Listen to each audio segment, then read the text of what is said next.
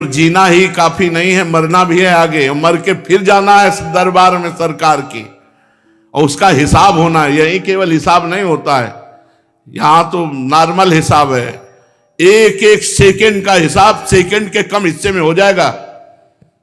चित्रगुप्त तुम्हारे मन में बैठे हैं। ये चित्रगुप्त वो है जो तुम्हारे मन रूपी सीसी कैमरे में पूरे अनेक जन्मों की सीन सहित सब बातें भरी है।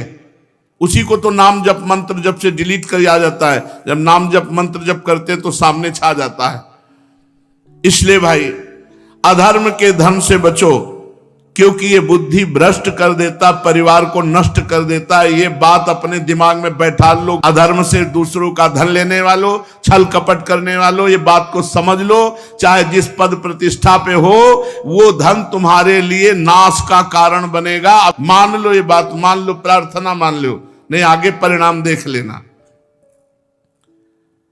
कोई नहीं देख रहा, लेकिन तुम तो देख रहे हो।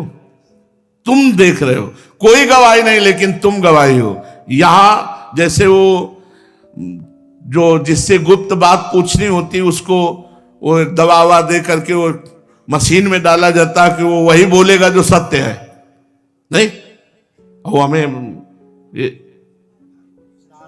नारकोटिक, हाँ जो भी ऐसे, वहां नारकोटिक की जरूरत नहीं, वहां बोलोगे ही सत्य, और तुम्हें बोलने का अवसर ही नहीं मिलेगा। केवल यस यस, एक सेकंड के हिसाब में अनंत जन्मों का हिसाब करने की सामर्थ्य रहती।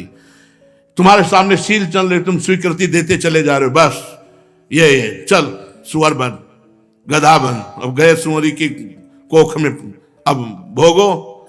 अवश्य में भोक्तव्यम कृतम कर्म शुभाशुभम। भाई सावधान, ये कर्म भूमि है। जो कर्म करोगे तुम्हें भोगना। और हम खुल के इसलिए कहते हैं कि तुम्हारे दिमाग में पहुंच जाए, तुम्हारे दिमाग में समझ में आ जाए। और ये मत सोचना कि दान दे देंगे तो हम पवित्र हो जाएंगे। डबल पाप लगेगा। अगर भजन करने वालों को अधर्म का धन दान किया तो उनकी बुद्धि भ्रष्ट हुई, उनका भजन मारा गया और नरक जाओगे। अधर्म से कभी भी धर्म की पूर्ति हो ही नहीं सकती। फिर बिल्कुल पक्की बात समझ लेना। ये मत सोचना कि बेईमानी करके हराम के जितने मनावे कमाओ, उसके बाद थोड़े बाबा जी को दे दिए तो हम चक्का आनंद लेंगे। बाबा जी को अगर आप दोगे तो उनकी भी बुद्धि भजन से विपरीत जाएगी, उसका भी पाप तुमको लगेगा। इसलिए वो राधा बाबा कहते थे कि ईमानदारी का पैसा यहां देना हमें।